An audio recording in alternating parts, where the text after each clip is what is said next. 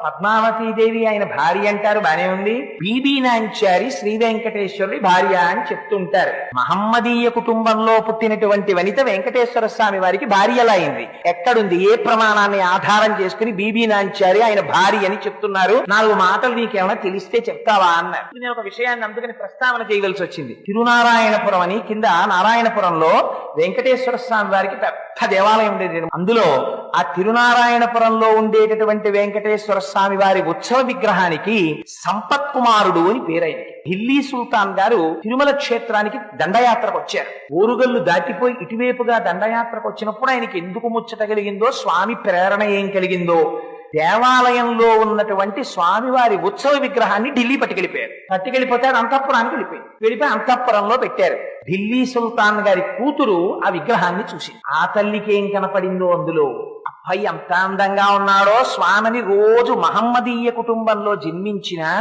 జన్మ కారణం కాదండి.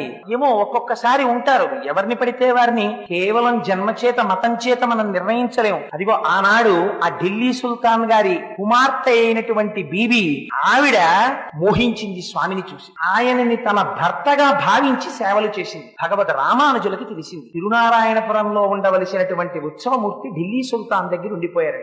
ఢిల్లీ వెళ్లి ఆయన సుల్తాన్ గారిని మెప్పించి ఆ ఉత్సవమూర్తిని తీసుకొచ్చేశారు. ఆ స్వామిని విడిచిపెట్టి ఉండలేకపోయింది ఆయన కుమార్తె. ఆవిడ కూడా వచ్చేసిన తర్వాత ఆలయంలో స్వామికి ప్రతిష్ఠ అయిపోతే స్వామి ఇంకా బయటికి రాడు. స్వామికి ప్రతిష్ఠ అయితే ఆవిడ ఏడ్చింది. నేను మహమ్మదీయ కుటుంబంలో పుట్టిన స్వామి పట్ల అపారమైన వ్యామోహం పెంచుకున్నాను, ఆయన్ని చూడకుండా ఉండలేను అని అడిగింది. రామానుజుల హృదయం కరిగిపోయి అమ్మ నీకే నిబంధన అడ్డురాదు, భక్తి ప్రధానం, వెళ్లి దర్శనం చేయమన్నారు. ఎవ్వరికీ దక్కని అదృష్టం ఆ రోజున ఏమైందో తెలుసా అండి?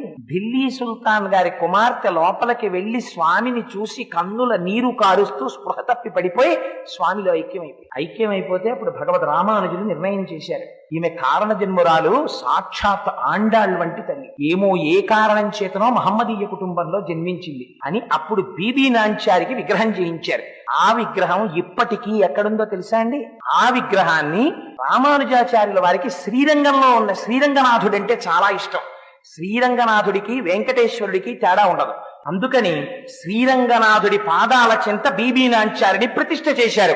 ఇది ఇప్పటికీ శ్రీరంగం వెడితే బీబీ నాంచారి విగ్రహం ఏదంటే చూపిస్తారు, పాదాల దగ్గర ఉంటుంది. అందుకని ఒక మహమ్మదీయ కుటుంబంలో జన్మించి వెంకటేశ్వరుడి యొక్క పత్నీత్వాన్ని పొందినటువంటి మహాదృష్టాన్ని పొందినటువంటి తల్లి బీబీ నాంచారి.